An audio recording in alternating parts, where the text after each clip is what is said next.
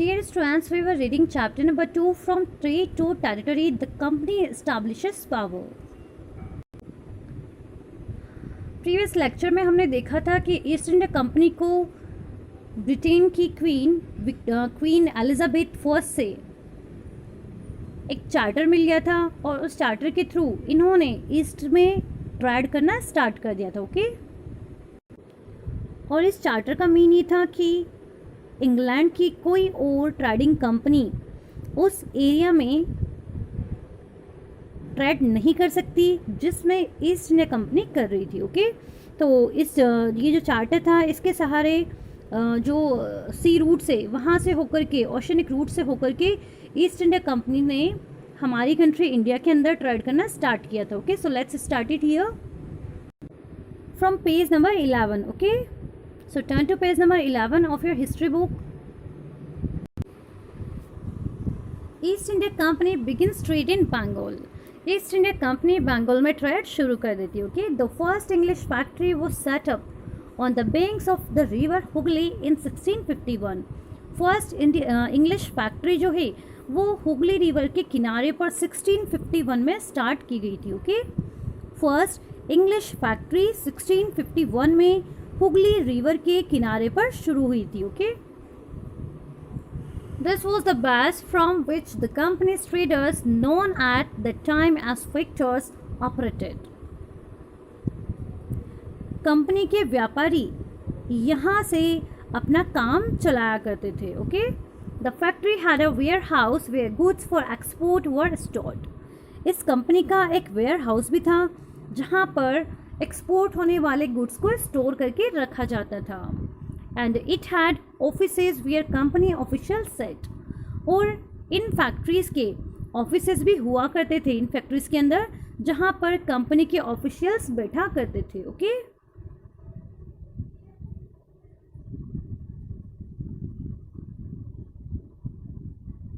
As trade expanded, the company pursued merchants and traders to come and settle near the factory. जैसे ही trade बढ़ा means व्यापार expand हुआ बढ़ा तो company जो है उसने परस्यूट किया मर्चेंट्स को ट्रेडर्स को। क्या बोला कंपनी ने कि मर्चेंट्स और ट्रेडर्स जो है वो फैक्ट्री के आसपास वाले जो एरिया है वहाँ पर आए और वहीं पर सेटल हो जाए। ओके, सो जैसे जैसे कंपनी ने अपना व्यापार बढ़ाया तो उन्होंने जो व्यापारी थे उनको फैक्ट्री के आसपास आकर रहने के लिए प्रेरित किया था। By 1696 it began building a fort around the settlement. और 1696 तक ये जो कंपनी थी इसने एक फोर्ट बनाना शुरू कर दिया था सेटलमेंट के आसपास। मीन्स जो बस्ती थी वहाँ पर इन्होंने फोर्ट बनाना शुरू कर दिया था, किला बनाना। Okay, 2 years later it bribed Mughal officials into giving the company zamindari rights over 3 villages। और इसके बाद में जब ये फोर्ट बनने का काम शुरू हो गया उसके बाद में 2 years के बाद में इन्होंने मुगल ऑफिशियल्स जो थे उनको रिश्वत दे दी। किस लिए रिश्वत दी कि ये जमींदारी राइट दे दे 3 villages का। ओके, किसको दे दे कंपनी को। इन्होंने 2 years के बाद में मुगल ऑफिशियल्स को ब्राइब दी, रिश्वत दी और ये बोला कि आप इसके बदले में हमें 3 villages जो है उनकी ज़मींदारी राइट्स दे दो। ओके, तो इस टाइप से 3 villages जो थे उनके ऊपर राइट्स जो है ज़मींदारी राइट्स वो किनका हो गया था, कंपनी का हो गया था। One of these was Kalikata. इनमें से एक थी कालीकटा which later grew into the city of Calcutta और Kolkata as it is known today।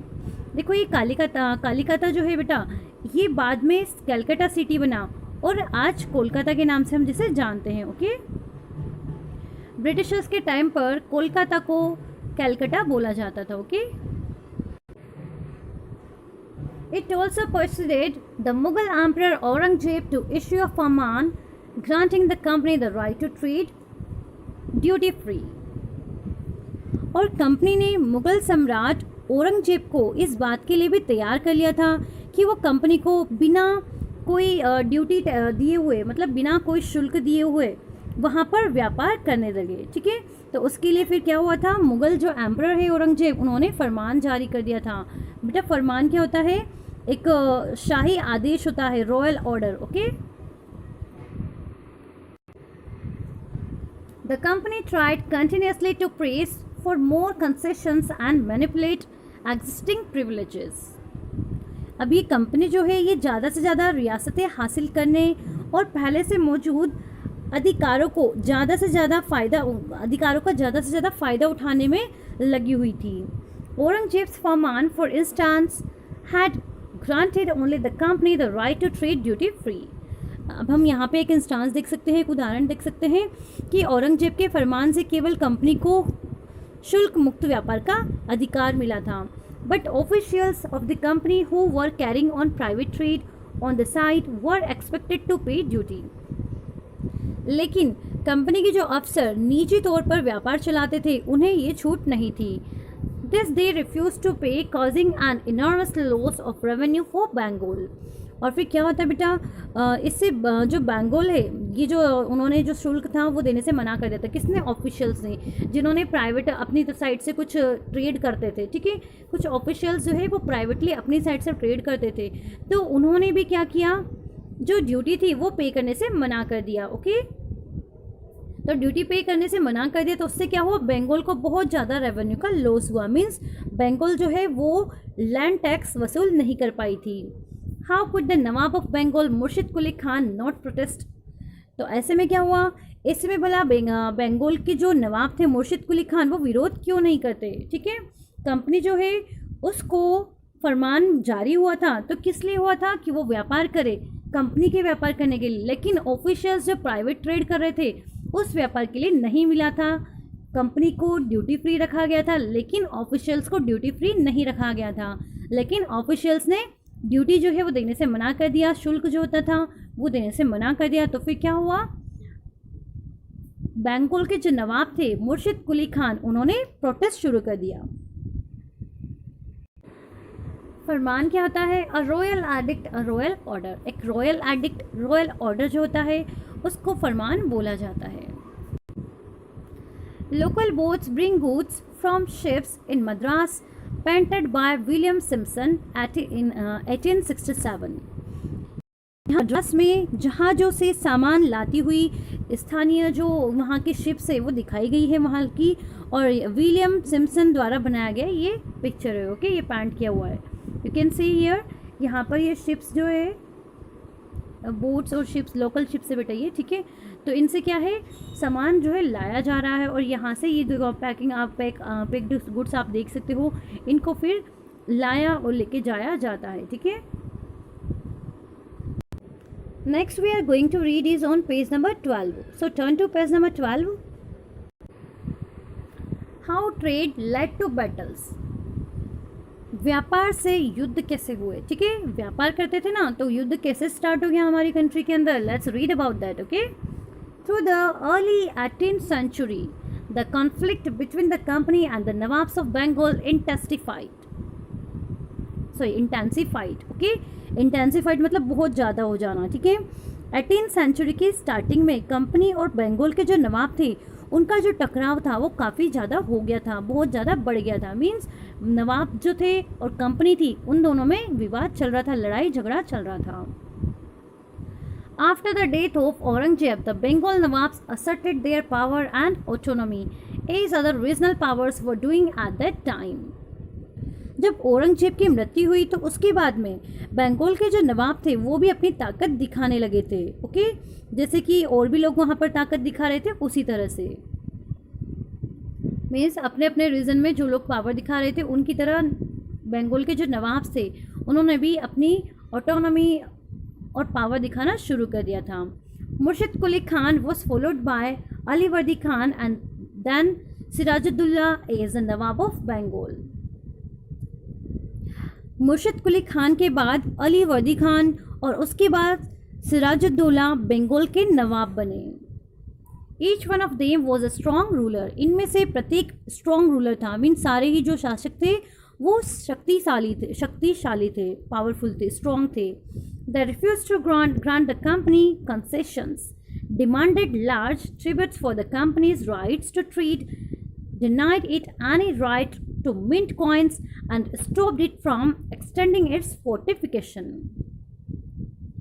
तो ये जो रूलर्स है ये काफ़ी स्ट्रॉन्ग थे, पावरफुल थे, तो इन्होंने कंपनी को जो रियायतें थी वो देना बंद कर दिया. कंसेशंस मतलब कुछ छूट जो थी वो देना बंद कर दिया, उन छूट देने से मना कर दिया. तो व्यापार का जो अधिकार देने के बदले कंपनी से कुछ मांगने लगे, डिमांड करने लगे ट्रिब्यूट्स. ओके,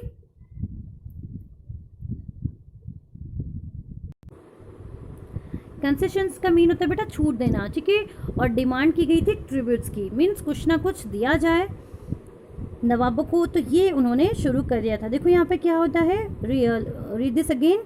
जो ये शक्तिशाली शासक हो गए थे, इन्होंने कंपनी को जो कुछ छूट थी वो देने से मना कर दिया था और व्यापार का अधिकार देने से भी मना कर दिया था. क्यों? जब तक वो कुछ उनको ट्रिब्यूट नहीं देंगे तब तक. Okay,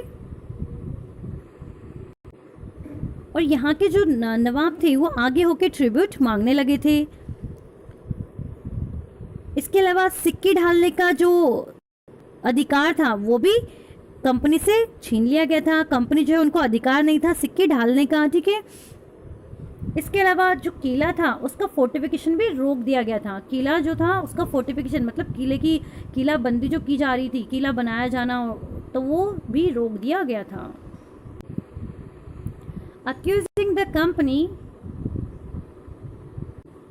of deceit, they claimed that the company was depriving of the Bengal government of huge amounts of revenue and undermining the authority of the Nawab. तो यहाँ पर ये बात आती है कि कंपनी टैक्स जो है चुकाने को तैयार नहीं थी. ओके, कंपनी जो है वो टैक्स चुकाने को भी तैयार नहीं थी. और इसके पहले क्या होता है, बंगाल की जो गवर्नमेंट है उनको इनफ रेवेन्यू नहीं मिल पाता है, ठीक है. बंगाल की गवर्नमेंट को इनफ रेवेन्यू नहीं मिल पाता है, वहाँ की अथॉरिटी को, वहाँ के नवाब्स को, तो उससे नवाब की जो पावर है वो भी कमज़ोर पड़ जाती है. Okay, it was refusing to pay taxes, writing disrespectful letters and trying to humiliate the nawabs and his officials. तो कंपनी क्या कर रही थी, कंपनी जो है वो टैक्स पे करने से मना कर रही थी, रिफ्यूज़ कर रही थी, और डिसरिस्पेक्टफुल अपमानजनक लेटर्स जो है वो राइट किया करती थी बंगाल के नवाब को, और उनको ह्यूमिलेट किया करती थी, और उनके अधिकारी जो थे उनको भी ह्यूमिलेट किया करती थी. The company on its part declared that the unjust demands of the local officials were running the trade of the company, ruining the trade of company, and the trade could flourish only if the duties were removed. Company जो है इसका ये मानना था कि ये अनजस्टफुल जो demands है लोकल ऑफिशियल्स की, इसकी वजह से कंपनी का व्यापार जो है वो नष्ट हो रहा है, और कंपनी जो है तभी फ्लरिश हो सकती है जब ड्यूटीज़ को हटा दिया जाएगी. जो शुल्क अलग से लगाया जाता है उसको हटा ले सरकार, तभी जाकर के कंपनी फल फूल सकती है. It was also convinced that to expand trade it had to enlarge its settlement, buy up villages and rebuild its fort.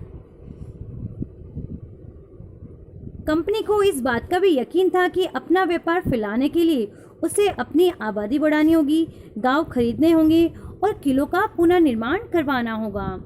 The conflicts lead to confrontations and finally culminated in the famous battle of Plassey. ये टकराव दिनों दिन गंभीर होते जाते हैं company और nawabs के बीच में, ठीक है. तो ये जो टकराव होते हैं इनके बाद में फिर जो प्लासी का युद्ध है उसकी शुरुआत हो जाती है एक तरह से. ओके, तो ये जो कॉन्फ्लिक्ट्स होती है इनकी वजह से फिर बाद में बैटल ऑफ प्लासी होता है, प्लासी का युद्ध. Dear students, today you have to read page number 11 and page number 12. See you in my next lecture.